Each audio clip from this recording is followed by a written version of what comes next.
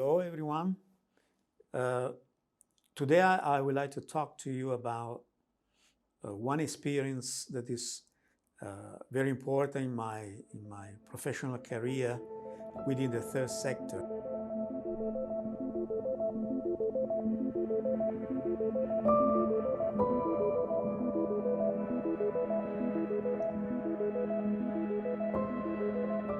I'd like to talk to you about the projects that was organized in 1989 in Italy, in the region of Lazio, focusing the city of Rome, Palestrina, and Artena. It was a project that took about 1 year of preparation through visit on local sites, connecting with sponsors, with supporters, with local volunteers, local organizations. And it was a very special project. Why? The aim of the program was to promote peace through action. In which formats?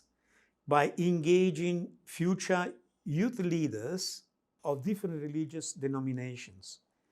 So those were representatives of all the different denominations from around the world. We did have engaged and involved 120 volunteers that came from all the 5 continents of the world. So we did have young Sikh from India, we have a Sufi representative, we have a Sunni from Islam tradition, we have the Shiites from the Islam tradition, we did have a Catholics, we have a Lutheran engaged, Methodist, and on and on and on. So it was an extremely different group of young people that they were leader in their own field and denomination. Therefore, with the future focus in the leadership in their own field of activities, it could have been education, social work, pastoral work, etc. And we bring them together to Italy to serve others. They don't belong to their own specific denomination or social program or social projects. So we organized the site in 3 different locations. The first site was in the city of Artena. Artena is a small city in the south of Rome. And we work with the local Franciscan order in the Franciscan monastery. And we built a center for artisanal production of different products. And we divided this structure in 2 sections, one for the Christians and the other from the Muslims, refugees, that they were being taken care by the Franciscan. And those refugees were originally from Somalia and Eritrea. So we engaged 40 of our volunteers to work on this site for about 2 months to build that structure. Then another group of 40, they were engaged in the city of Rome or working with the sister of Oblate to build a center of service for street people, with the showers, with bathroom, with sleeping quarters. And then the third was to transform a monastery that was almost closed and transform them, renovate that to become a center to recuperate people with alcohol and drugs problem. And so we start all these different activities, engaging with the local community, with the local city, with the local authority, with also performing arts, with music, with mini festivals, and with service, with the hard work. I think that there was a very important highlight at the closing of the program. But also I'd like to point out that we needed to organize like a week of orientation for the staff, for the international staff, for the local staff and for the volunteers, because people, they came with their own different traditions, their own different vision of the world. And this could create problems in the relationship. I'll give you an example of what I mean. For example, there was a case where an American volunteer from California, an American girl, at the welcoming before the starting the orientation, she welcomed a young fellow that came from Iran. And then she went there and, she shook the hand of the guy, embraced the guy, and this guy, became like a stone cold, because he was a Orthodox Muslims, and they don't shake hands with women. They don't. They don't allow women to touch them. And this right away created a problem, and our staff had to intervene and explain, etc. So in order to avoid this kind of problem, we also produce a manual of behavior to educate and explain to all the participants the basic different traditions according to their religious belief and cultural settings. So this also gives us a lecture of understanding that many times we may enter in a conflict situation only because we are ignorant of the other guy, viewpoint, of the other person, background, and where is he coming from, and why he behaved like that. So lack of understanding can bring greater misunderstanding that eventually end up in a serious conflicts. So conflict resolution means also to do a very good groundwork to understand the dynamics and find the solutions according to the local circumstances. But the highlights of the project in Italy, it happened in Assisi. So after the hard work, we closed the program with 3 days of reflections in the city of Assisi, the birthplace of St. Francis of Assisi, one of the great saints of the Catholic traditions. And in Assisi, just the day before the departure, so people were leaving from different cities. Some group were leaving from Milano, some people from Florence, some people from Rome, etc. I was sitting in an Italian cafe. In Italy, the tradition is we have this table outside, and people, they sit around, like 2 or 3 people, drinking coffee or cappuccino, etc., and chatting, talking. So the whole group was having a break in this big coffee shop. And I was talking with John. John Gehring is my dear friend and a colleague. He was the international project director for the activities in Italy.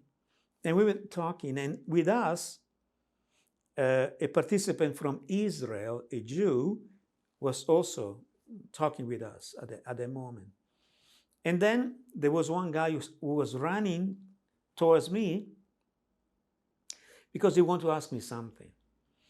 But then when he did see the Jewish guy sitting at our table, he stopped himself. He did wear sneakers. And so in the moment in which he started to put the brake with the sneakers, he make like the kind of sound when plastic rubber hit a hard place. So everybody started to turn around because it was a funny sound. And so this guy was why he was doing like this? Because this is a Palestinian volunteer. And the Jewish guy, they work on the same site for more than 40 days. They were working on the same location, eating under the same roof with the other 40 volunteers, sleeping there, participating, but they never talked with each other. They never participated in any of the activities within the group, within each other. So they behave like the other guy did not exist. He was not there. So in those circumstances, the Jewish guy felt so upset because of the dynamic that he stood up and he shouted to the Palestinian, "Why you do that? Do you hate me?" And the Palestinians shout, "Yes, I do." And they start to come to, against each other. So myself and John, we intervene to divide them, not to create a conflict. And so they went a different ways. But for us as an organizer, at the end, each day we did have our meeting to evaluate the day. And we said, boy, this event of today in front of everyone really blew out totally the conflict and undermined the spirit of our project, because we want to bring peace among people, peace about people of different faith, and people that are living in an original situation of conflicts. So that event became a big defeat for all of us within the project, a big defeat. So the next day, there was the date of departure. So the buses arrived on the location where we were hosted, and all the young people were outside, greeting each other, shaking hands, embracing, and crying, because the experience was really, really intense. It was really wonderful life experience for all of us. And then what happened? The moment came in which, the Jewish volunteer, the Palestinian volunteer, they were face to face with each other. And they totally, looking at each other's face, they froze. And then, boom, they start to cry. They start to cry and they embrace each other. So it was a very touching moment. And they all participate, they clap. And they shout, "Yay!" And they clap.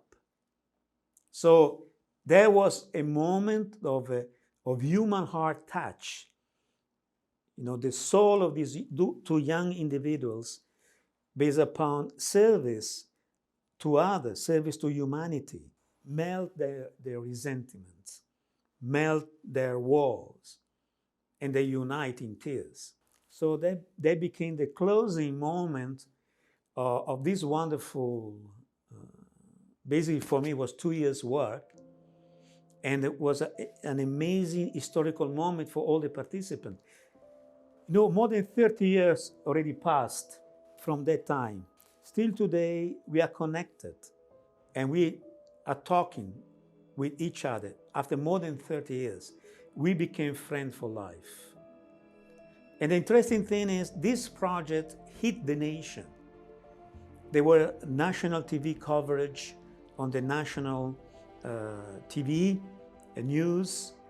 And because of the caliber of the participants, the Pope, John Paul II, called our group for a visit at the Vatican, and he recognized our group in front of all the community present on the meeting with the Pope. Among the groups present, an interreligious youth group from over 40 countries. I likewise welcome the international group of young people who have been involved in world camps near Rome during the month of July.